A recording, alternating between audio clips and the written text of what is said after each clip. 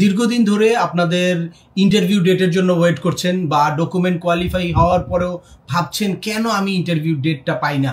তো চলুন প্রথমেই দেখি যে ওনার প্রায়োরিটি ডেটটা কবে উনি কেসটা ফাইল করেছে। উনি একটা প্রিন্টেড ভার্সনও নিয়ে এসেছে ওই এনভিসির যে ইলেকট্রনিক সিস্টেম, ওই সিস্টেমের। এখানে দেখা যাচ্ছে ওনার কেসটা ফাইল করা হয়েছে 26 জানুয়ারি 2006।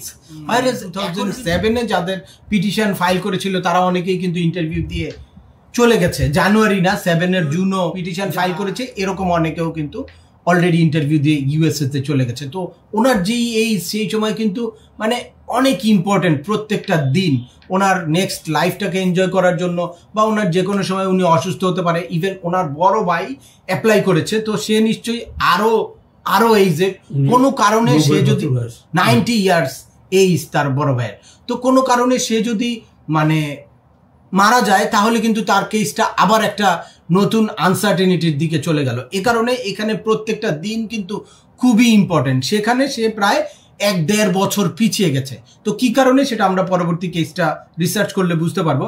এখন একটু ওনার মুখে আসলে শুনি যে উনি কেন আমার এখানে আসলো বা কিভাবে আমার খোঁজটা পেল। জি, আসসালামু আলাইকুম। ওয়ালাইকুম আসসালাম ওয়া রাহমাতুল্লাহি ওয়া বারাকাতুহু।